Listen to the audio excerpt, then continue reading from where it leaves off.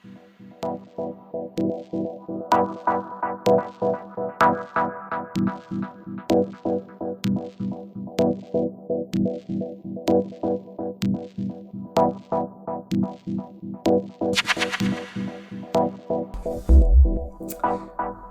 everyone. You're listening to the Blockchain Socialist podcast. And for today's interview, I have a special guest. His name is Stefen Deleveaux.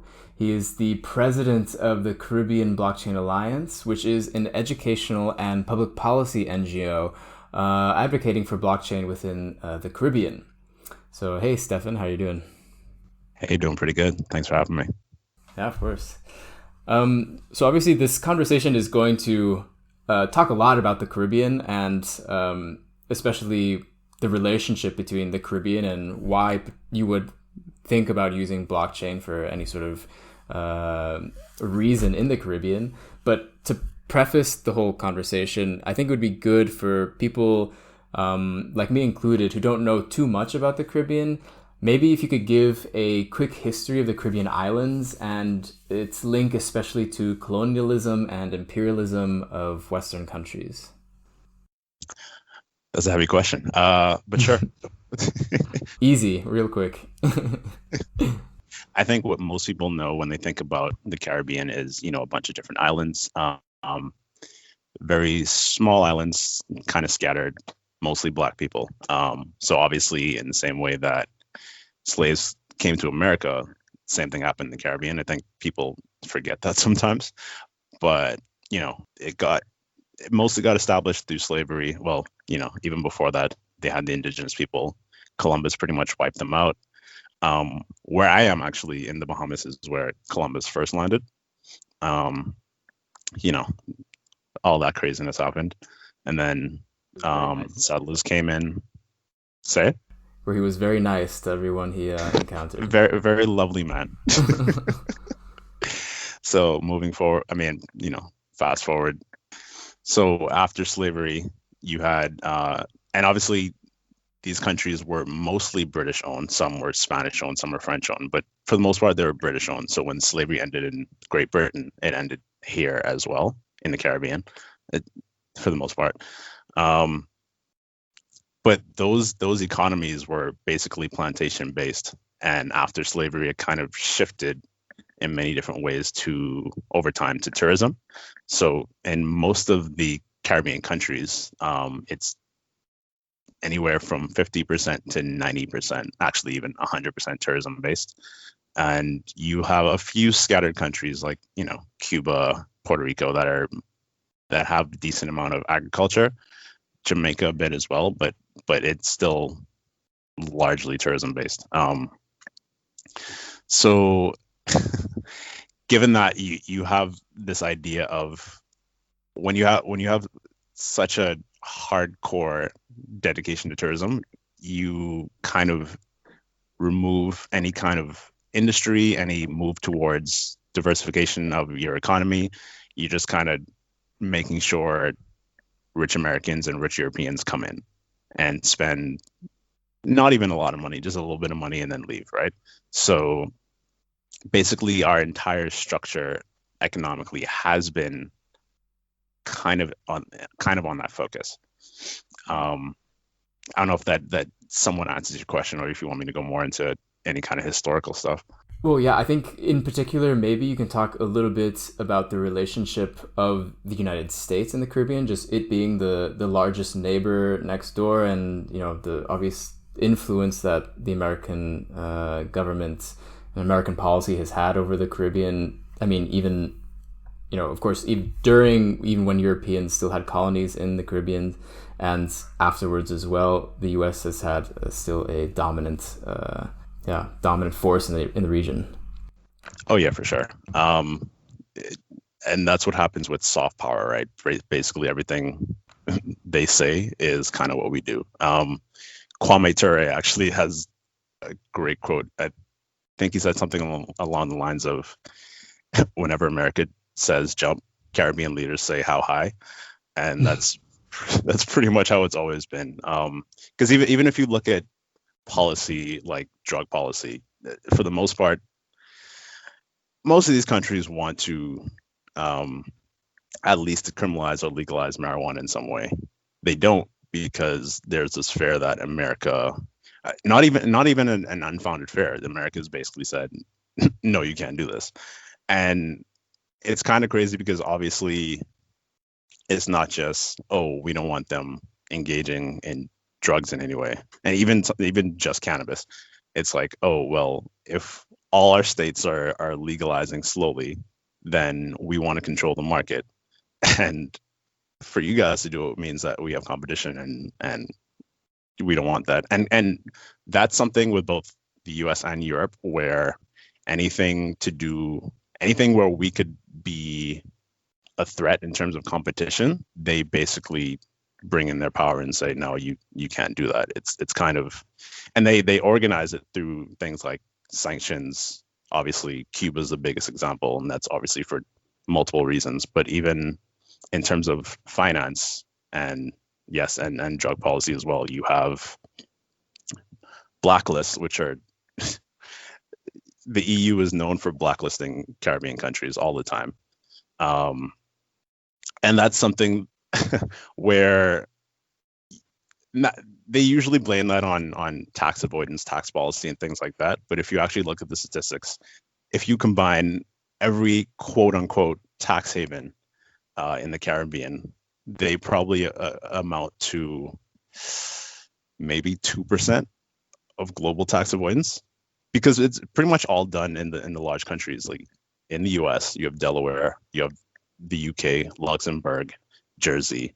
It's like 99% of it is in the US and Europe, but yet they single out the Caribbean and basically hit us with blacklists, make trade, finance, everything, interest rates very hard for us.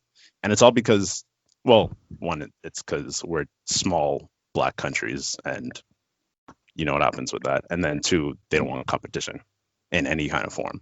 So it's just like, it basically is colonialism in a way. It's just financial colonialism instead of like settler or agricultural colonialism, right?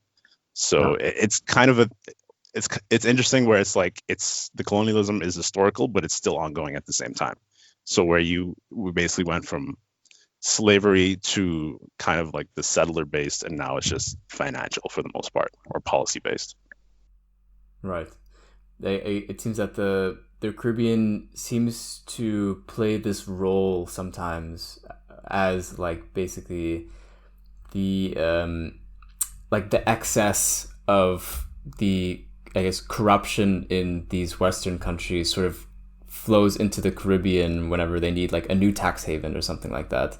Even though it's not like there's plenty of course tax loopholes in the US and Europe, but if there's one particular reason why they need to go outside, they somehow find a way to use the Caribbean to do that. And that's, I guess, sort of the nature of imperialism, where it's manufacturing different type of situations in which, you know, using the market in which they're able to take advantage of these small countries with less power and less influence.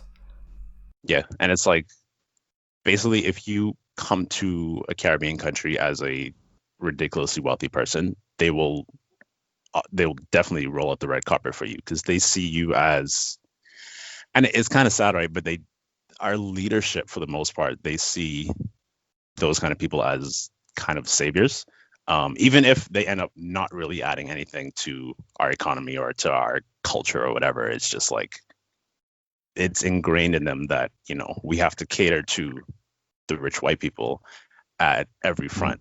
And you can kind of see it, because when you're so based in tourism, that's kind of what you're looking for anyway. So it kind of just spills over into everything else. So you have like, you know, policies where if you buy a house, you get like, depending on which country it is, you get residency, you get citizenship. And again, that's not something that's all bad. There are uses for that, but it's the excess where it happens. So it's pretty interesting. Yeah, so I guess this sort of leads to my next question already, but I guess what are some of the biggest issues that the Caribbean islands are facing today? Of course, the Caribbean involves a lot of different islands and a lot of different countries, But I guess if you could summarize it, of course, quickly for people to set the stage. Oh man, what a What it's start. like today. So, I mean, this is the obvious one, right? Just that COVID has happened and now travel is at a low. And because we're so focused on tourism, it's been completely devastating for all of our countries just because, if you're 70 to 90% based on tourism, and I think Aruba is actually 100% or as close to 100% as possible, and nobody's coming in, you literally have no economy. So eh, imagine, just imagine that, and the fact that for the most part, and because I'm in the Bahamas, right? And a lot of people think of the Bahamas as a wealthy country, but that's only because we have a lot of, for the most part, we do have a lot of wealthy foreigners living here, but the average person is pretty poor. Um, so, and if tourism employs the majority of people and nothing's happening in tourism, it's a lot of unemployed people, there's a lot of jobless people, a lot of people with no income at all. And that kind of just plays to the bigger idea of diversification and decentralization. If we have multiple, routes of business, of economics, then we wouldn't have this kind of problem. Um, and just to add to that, in terms of the economics, you have, and this kind of combines with the issues with finance I mentioned earlier. Finance and banking and trade is, again, it's kind of all catered to the outsiders. So we don't really have much infrastructure in terms of, the Caribbean and like actual Caribbean people. So, say for example, if I wanted to send a bank wire, right, to Jamaica from the Bahamas, my wire goes from here to New York, JP Morgan in New York City, and then goes down to Jamaica. Like, imagine a lower middle, even just a lower middle class person that trying to regularly send money to someone else.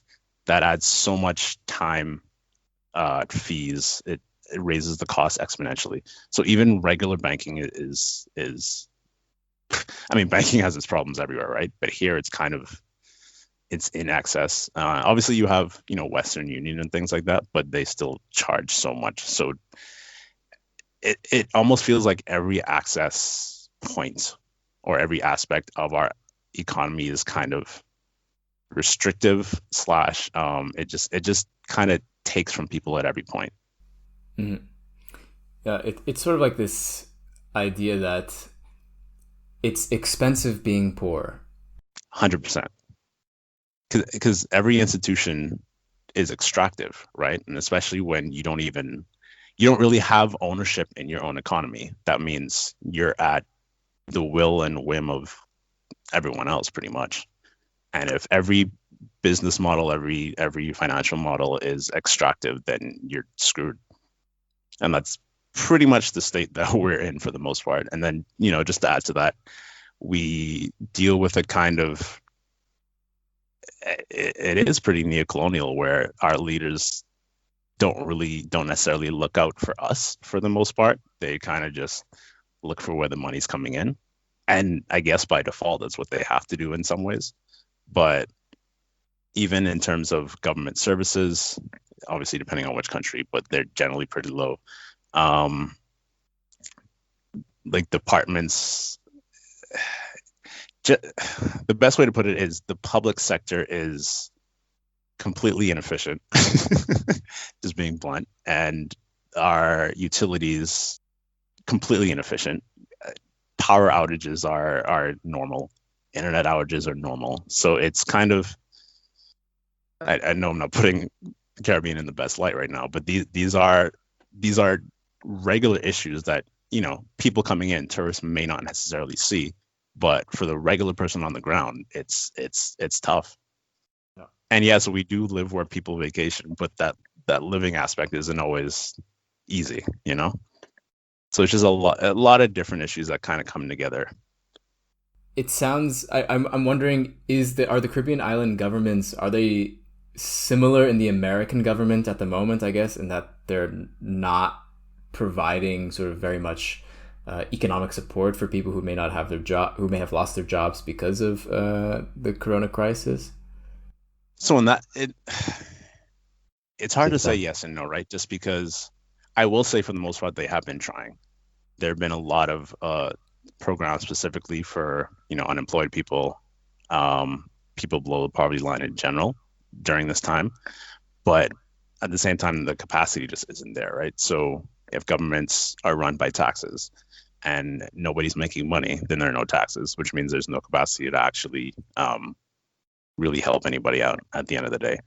Right. Um, and that's really where the difficulty lies. And that results in us continually having to. So even since the financial crisis, which completely collapsed all of our economies for the most part, ruined growth, and put us all in debt. And we've been dealing with these high levels of debt ever since. And this kind of just rapidly exacerbates the problem. So we have these multiple countries that are incredibly in debt, and that just adds a kind of desperation really to leadership, because it's like, well, we don't have much in the economy and we're in debt. There aren't many things we can do. So that just kind of opens up the region to these big players, these big countries that are like, okay, well, if you have no options, then you're going to take wherever you give. So it's just kind of it's basically a vicious cycle every time and we know that capitalism is based on booms and busts. It's based on crisis. So whenever there's a crisis, our situation just gets worse. And in addition to that, obviously you have like these natural disasters. The Bahamas, for example, is still recovering from Hurricane Dorian last year. And these things just kind of compound on each other, right? So it's like it does start to feel like we're kind of clawing down with no way out. You know what I mean? Yeah. So it's a very difficult situation, and it takes a lot of effort, and it will take a lot of effort going forward to really revamp things and try to basically have some kind of a recovery. Yeah. And at the moment, is there any sort of like pan Caribbean like organizations, like in the same way that maybe there's like the European Union, although in the Caribbean I imagine it would be something different. Yeah. So there's the main one is CARICOM, which is just the commerce/trade based organization. It's it's been around for a while, to varying degrees of success.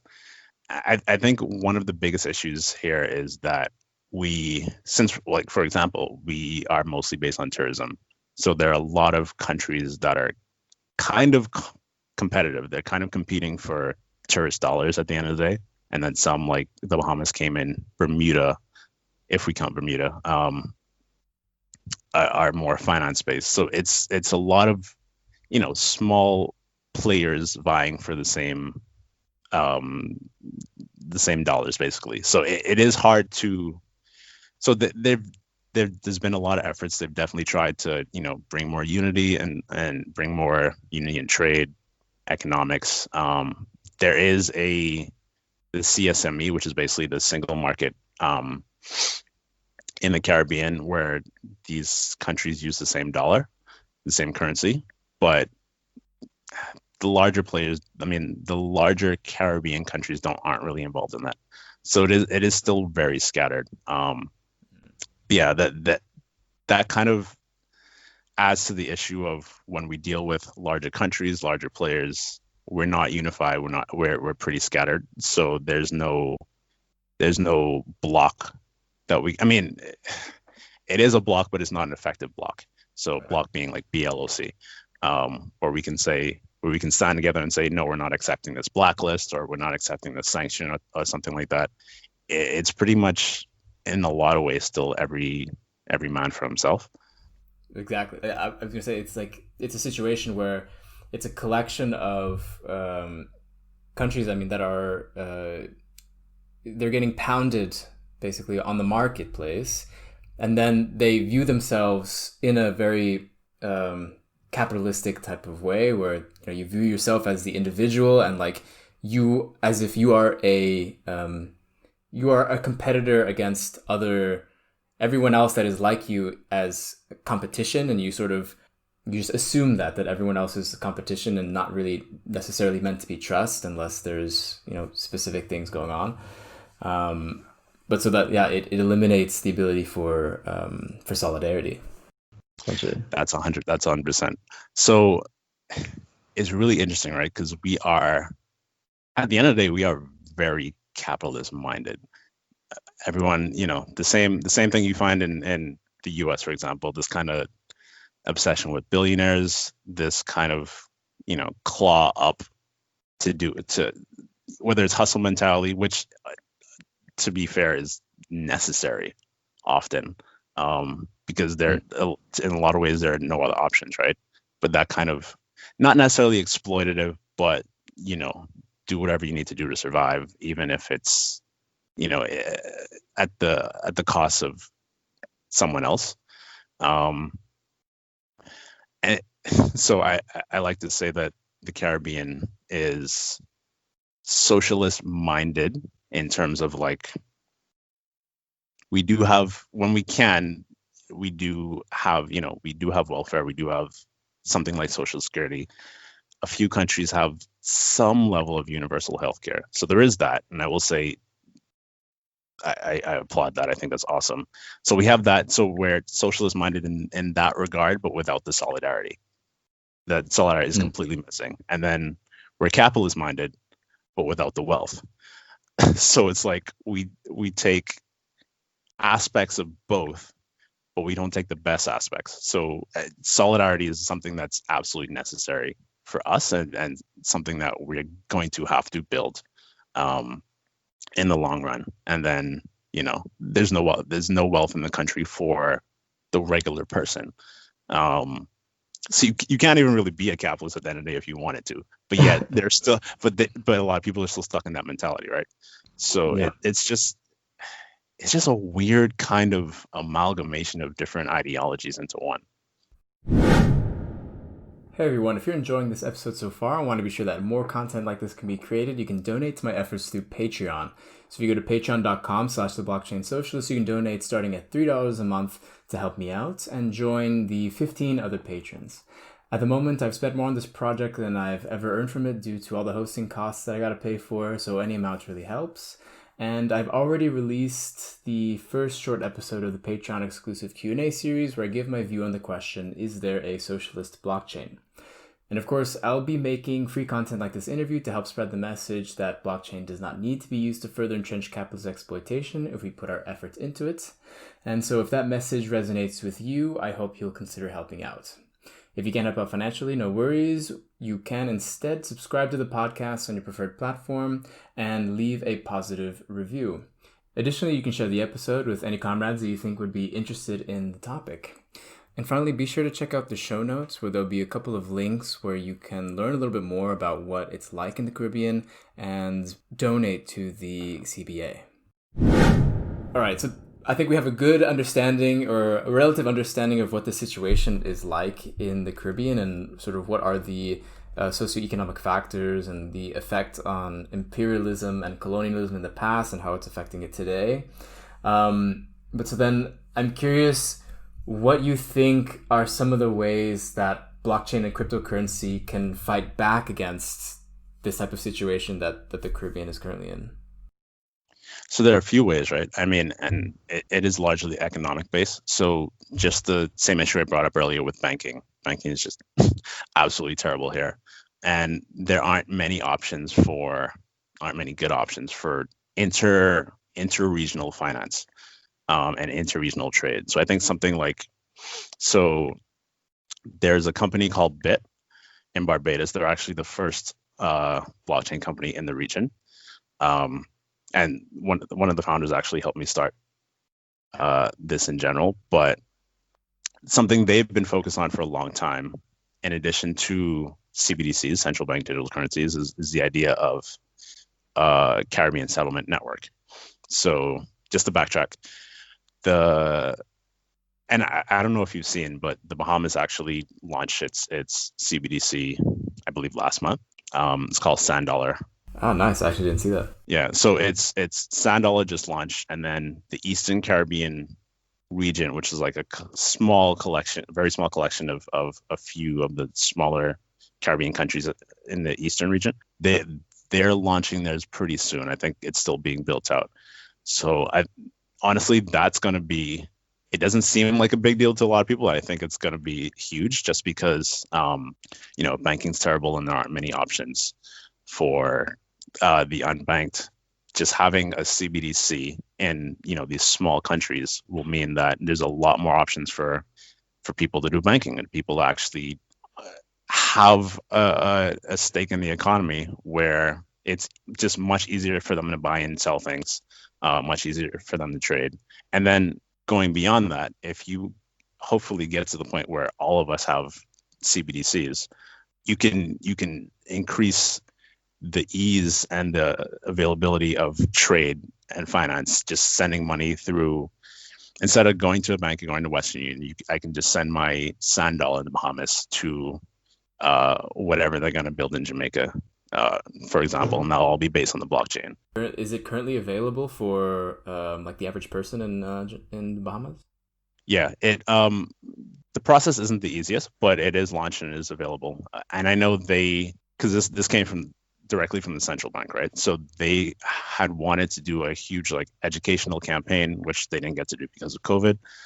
But I think next year they'll be able to properly push for it, which means that the onboarding of people. So, and just to give it an idea, the Bahamas even is an archipelago, so it's based off of different islands, which makes things like trade and movement even harder, right? So, especially for the people in those outer islands, um, and because of de-risking, which is when a lot of the corresponding banks have been pulling out, a lot of them are left with, again, no real options except for trying to use cash and bring it on a plane or send something on a boat or something. So even just for this country in particular, having a CBDC is going to be really helpful. And then just the idea of, yeah, just the idea of access really for everybody, including the people who just got here, a lot of the immigrants who have to send money back and forth. But yeah, just for the average person, just especially for the unbanked, it's going to be good. I think there's going to be a lot more adoption next year, hopefully. And kind of the interesting thing about CBDC is that it will increase, because there's obviously still a lot of pushback to digital currencies and things like that, but it'll slowly increase people's openness to it, which opens them up more to Bitcoin and other things like that if they so choose to even just try it out. So I think the idea, because obviously we've been doing education for so long, mostly in terms of blockchain use cases, but also in just cryptocurrency in general. So I think it'll just make all of our processes easier in terms of education, getting people involved, getting them to try out things like staking in Ethereum or NFTs, or hopefully more and more DAOs in the future. And then just back to the question of how blockchain can help. And how I mentioned that most of our ministries and departments are completely scattered. There's no, so for example, if the system where I get my passport, the system where I get my, insurance card, my national insurance card, system where I get my driver's license, they're all completely separate, and they're all largely analog. So you can imagine how much of a nightmare that could be. So just adding blockchains to these systems in a macro sense would just increase the efficiency by leaps and bounds, and it would make it would make living here less of a challenge at the end of the day. Because most of our issues are in terms of a normal everyday person trying to maybe start a small business or something like that, or even just engaging in the economy in general. It's such a hassle because they have to go back and forth. They have to bring in a bunch of documents, and having something like decentralized identity, or at the very least having these systems a bit more connected, it would revolutionize the entire region, honestly. Like these wouldn't be these wouldn't be small implementations, it would be something that benefits everybody all at once. So yeah, the impact would be pretty big. You think that the particular nature about blockchain, um, being like an open platform and being, yeah, I mean, I guess decentralized, but also being able to connect many different actors. If it were to be implemented in a place like Bahamas, it just has so much more of an impact compared. I mean, just in particular, considering if it's still, using analog. I mean, I would imagine a little bit easier potentially than it would be if each then agency were to create its own digital database on its own and then like create all these different APIs or whatever in order to connect them together, and like that'll take probably a lot more time than it would be to implement a system that is already inherently meant for sharing data. Exactly. That's 100% right. Because it's the typical leapfrog aspect, right? Where you can just kind of bypass what people have been using for, say, 20, 30 years and just jump into what people are using now. Even if you look at, let's use banks for an example, most of them still use very old systems from like the 70s or the 80s, just because changing it or adding onto it is so costly and it takes so much time. So if you take a system that hasn't really been updated since like the 70s and 80s again, and just kind of bypass the kind of digital database aspect and put everything, I mean, you still will probably end up using a database in some form, but it'll be like connected to blockchain, maybe just through hashes or whatnot. But that automatically adds that kind of connectivity, the interoperability, the security that has not been there. So yeah, it makes total sense to just kind of to skip over the middleman pretty much and just go into blockchain. I imagine that a lot of these countries will be able to leapfrog just currently existing digital systems, and I hope potentially put to shame even more what is the American system. That's the hope for sure. Shame the Americans, please.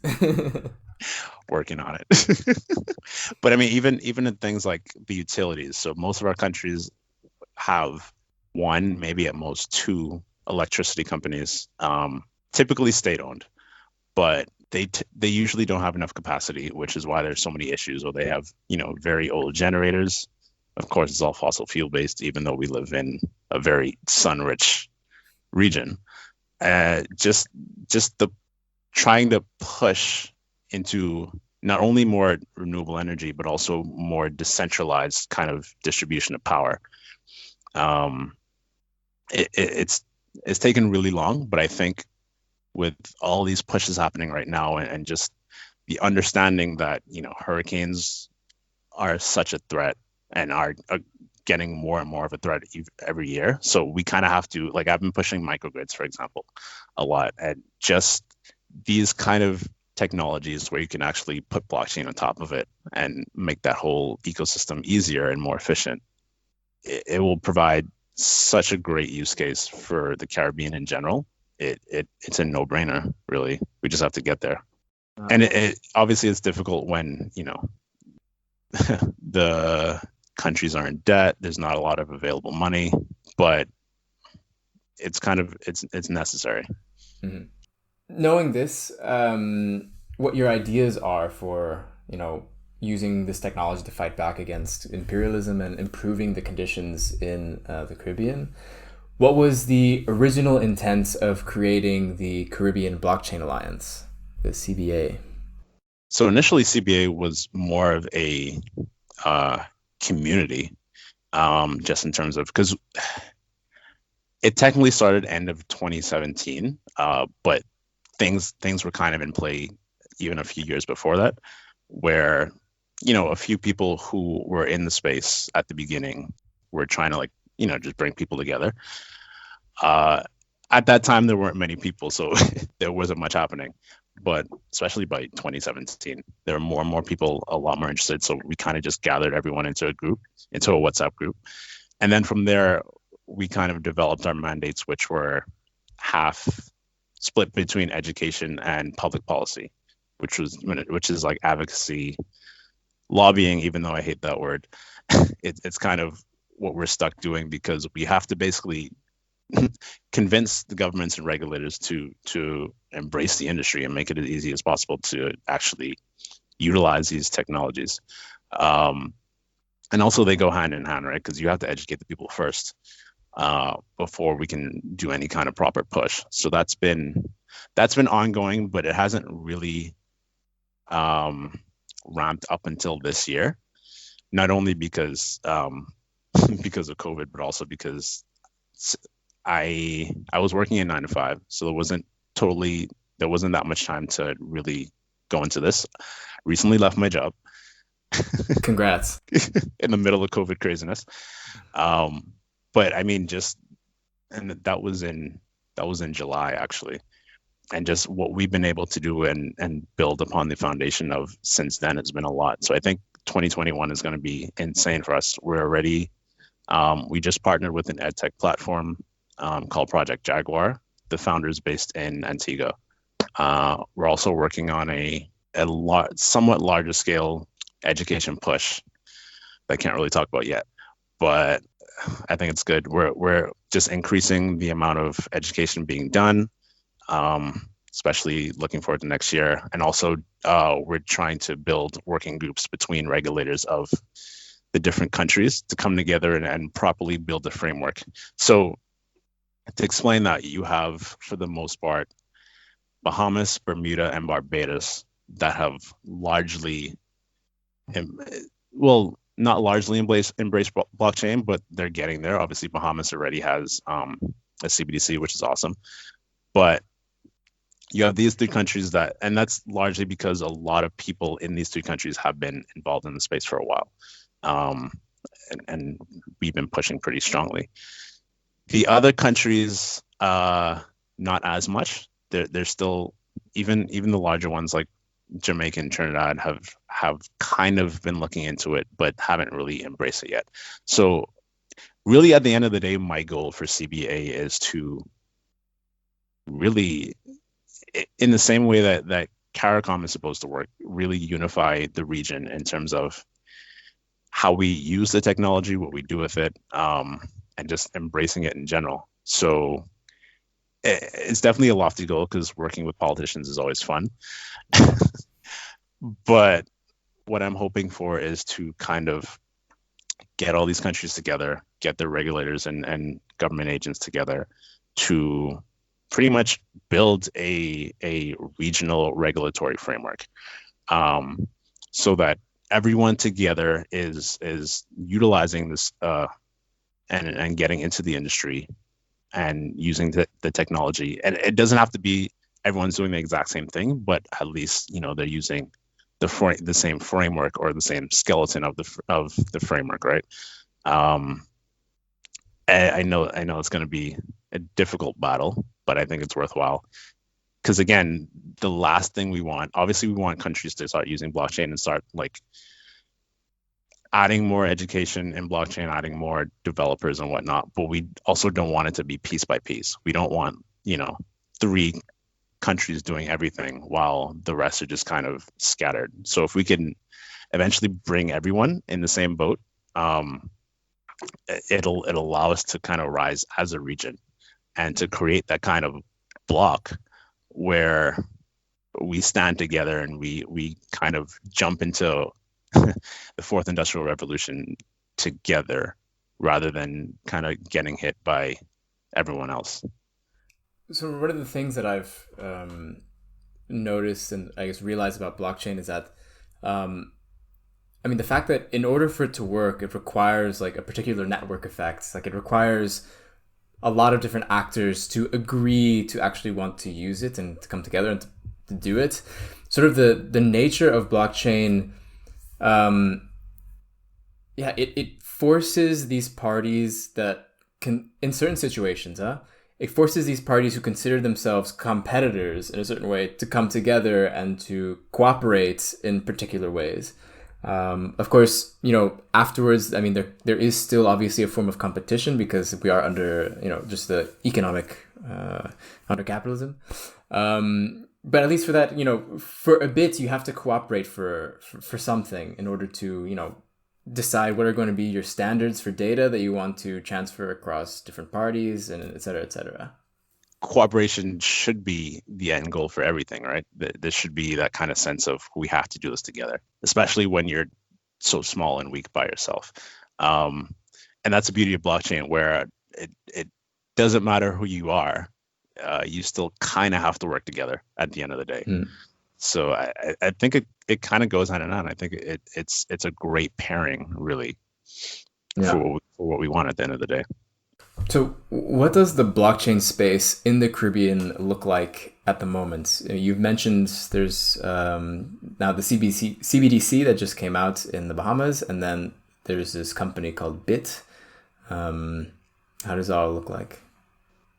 So it's still pretty small, but it is growing kind of quickly. Like right now, we have 160 people in CBA. At least in the kind of broader community. Most of it, like say the same example, Bit was always about payments, but also CBDCs. And then you have which some other companies that are, I think one of the big pushes right now is agriculture. So there's, for example, Farm Credibly in Jamaica, Emerge, which is in a few countries actually, that are focused on the kind of supply chain aspect, that kind of farm to fork, as how they call it, just to make sure just the verification of the agriculture supply chain process. And those are still, growing use cases, but I think that one is going to be incredibly important, not just to agriculture, but also just general trade. And again, just for the end goal, one of the end goals of increasing interregional trade, making that whole process more efficient, more easy. There are few that are working on, say, fractionalizing real estate, putting land titles on blockchain, which is also would also have a massive impact here, because there's still a lot of issues in terms of, well, when you have analog systems and you're trying to deal with things like who owns this land, you just get chaos, right? Because there's no verification. It's open to corruption. There are a lot of just kind of basic issues that we still have to get past before we can even ask a lot of the questions that the larger countries ask, like, what is ownership really? We still have to get to that point. So it's quite a few small companies and small use cases that are coming up. Obviously, a lot have to do with finance, but even in terms of the more practical use cases, it's small, but I think even within a few years, it'll be a lot bigger. Yeah. Do you think that particular tax advantages have attracted a lot of these cryptocurrency or blockchain companies to the Caribbean? Oh yeah. Maybe not in a massive way, but I mean, look at Puerto Rico. Puerto Rico is kind of known as one of the crypto havens now, because you have a lot of people from the U.S., from the U.S. mainland, moving to Puerto Rico for the tax benefits, and it does happen kind of throughout. And like I said before, in some ways, it is beneficial, but only in some ways. In a lot of ways, it's more extractive than anything else. But this is kind of how we're set up, right? So we kind of have to deal with it. But I do try to be as understanding as possible in terms of stuff like that, because at the very least, I think we should make sure that if we do bring in people that have blockchain companies, we need to make sure that they do actually add to our economy, that they do give back, whether it's by, and not just through hiring, right? But also, like, make sure people do education pushes, campaigns, things like that. Something where there's mutual benefit, or there's some benefit for everybody, and not just, hey, come here so you can avoid, paying your taxes, that kind of thing. You can't leave it as purely an extractive relationship. Exactly. There has to be some mutual benefit. which I guess again could be helpful because I think one of the biggest problems in the Caribbean, in terms of like the everyday average person, is that there's not much exposure um, to what's going on outside the country or outside the Caribbean. So a lot of these questions about tech or economics, they're not really seen or experienced by the everyday person. So that's why I feel that the education push for CBA is so important, just to get people to understand, even if they don't end up using blockchain or any of the cryptocurrencies, it's like at least understanding what these things are, or even just understanding what the point of decentralization is, and kind of getting people to embrace that mentality, where you don't have to you don't have to think of one person as, your economic savior, or focus on one industry, or focus on even like one electric company, for example, where we look at decentralization for, say, mutual aid, or like I like to think about the Black Panthers a lot, where they had the free breakfast for children programs, or the free clinic programs and things like that. And these were very decentralized programs because they implemented. It wasn't government based, and it wasn't company based. It was like Grassroots. exactly. It was fully grassroots. It was fully like people coming together to make these things happen. And that kind of mentality, those aspects of things, especially for countries like ours, where we don't have, large businesses and things like that, that should be the focus. Things like cooperatives, things like, worker democracy, worker ownership, people coming together to live in a social manner. So, yeah. Maybe jumping off of that, then I'm curious, what would you hope that the blockchain space look like in the future in the Caribbean? How would you want it to evolve? So I The think even ideal. in terms of within, and I know with CBA, that's a very long-term multi-year effort.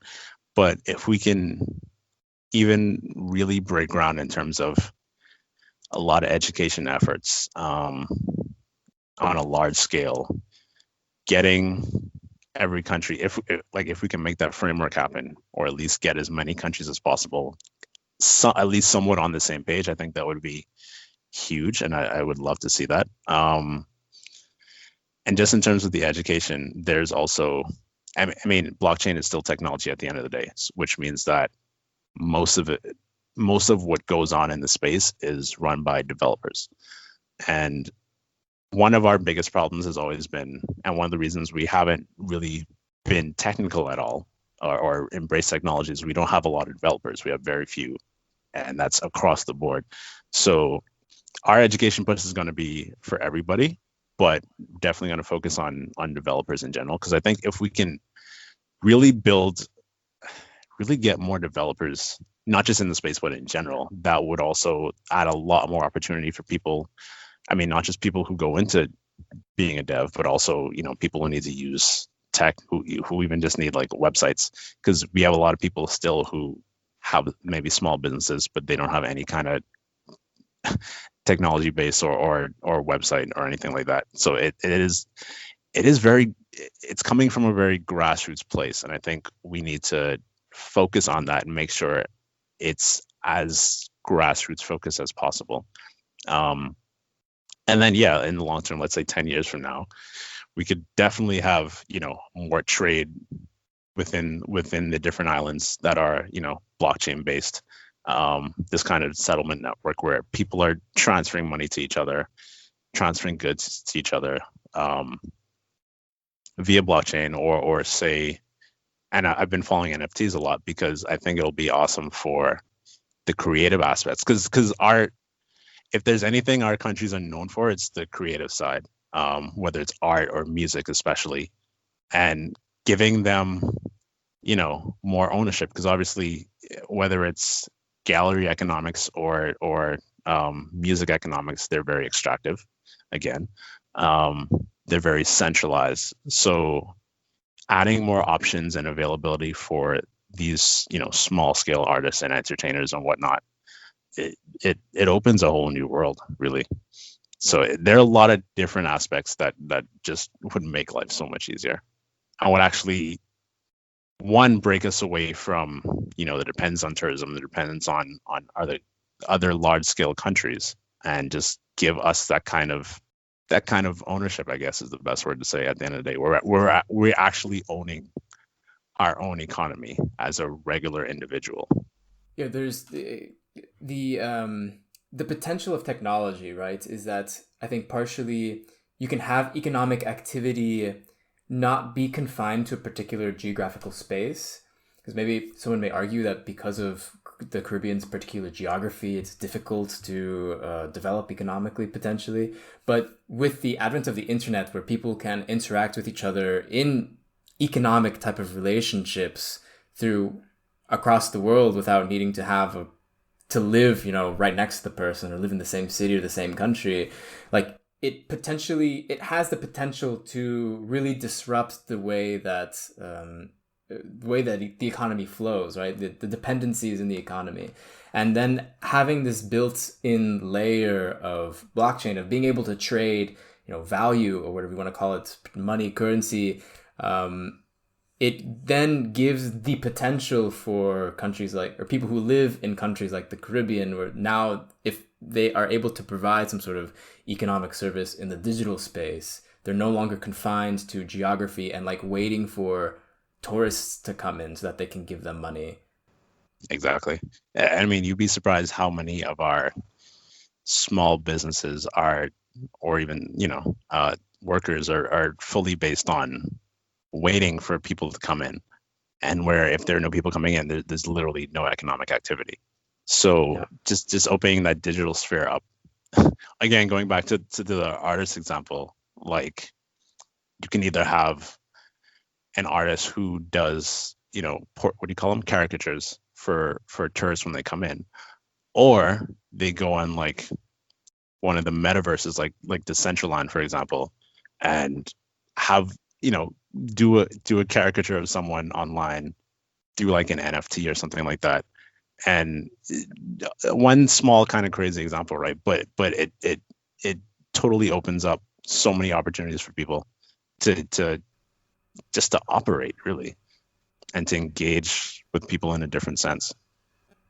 Ideally, we would or I suppose you would that blockchain would be able to increase economic opportunity and be able to improve the conditions in the Caribbean.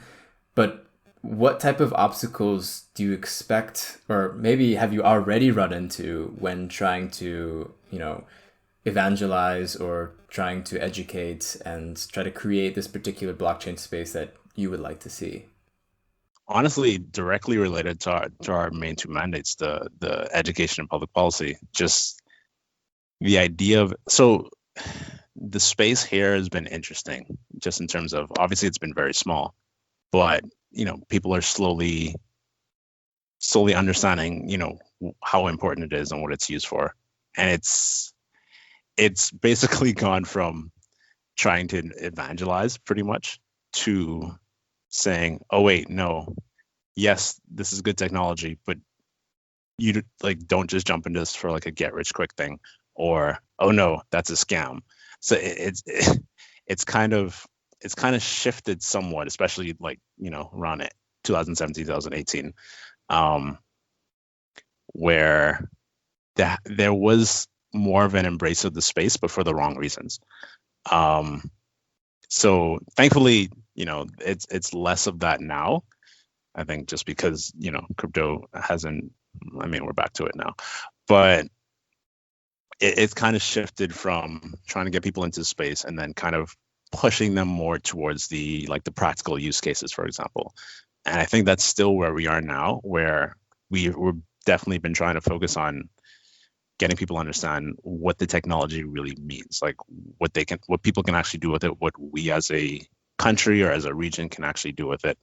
And that's always an uphill battle, right? But I think it's something we have to fight through, and I think we will. And then on the other side, it's just getting regulators on board, getting government people on board. And it's interesting because you get people who are really for it, but aren't going to make any move toward it. So it's like, yeah, we agree with you, but we don't care. Yeah. But because I would imagine maybe potentially there could be some sort of, I don't know, economic player, I don't know, like the Western Union or someone, like some sort of, um, yeah, big company who relies on, taking advantage of this particular situation, who maybe knows that if the government were to look more into using blockchain and would change the way that people are able to send money, then, that company would lose out. Could you imagine, a particular type of economic force like that would maybe say, hey guys, slow down, hold up, let's not look into this too much? That's a really good question. And it also depends on like the state of the country or the state of the region, right? Where people may push back, but it gets so dire that we're like, no, we're going to do this anyway, which is what I think is more likely to happen. But to answer that question, if there was any, and I'm just going to speak for the Bahamas here. If there's any pushback, it could be on, say, the electricity front, where we have one main electric company, and obviously a kind of a push towards them having less power. No pun intended. Would be more of a threat to them, right? But I think it's also gotten to the point though where, again, it's such a heavy issue that kind of pushback gets bypassed, which is what I think will happen. I mean, we'll see, but yeah, I think the need for it is going to be so great that there's no other choice but to embrace it. Nice. I think that was very optimistic, I will say, at least in terms of embracing the space within a few years, within like 2 years. Yeah. And just when people really see what CBDCs do, I think in general that'll add a lot of drive to explore blockchain. So I think that's going to be a net benefit for everybody. Cool. That's all I have in terms of questions. Besides, the last one is, where can people keep up with your work? But I don't know if I guess we covered pretty much everything, I think. I think so. And yeah, just if you want to reach out, I'm mainly on Twitter, Stef Delev, STEFDELEV on Twitter. Our website is cbahub.org, so you can find us pretty easily. And I'm pretty much on every social media. So, is there a way for people to give to the CBA or to support it directly if they wanted to? Yeah, message me. We're finalizing a few things, and we're setting up the donations actually within a few days. So definitely reach out. Cool. Well, thanks a lot for coming on, and good luck in all your efforts. Appreciate that. Thanks a lot. Hope that was helpful.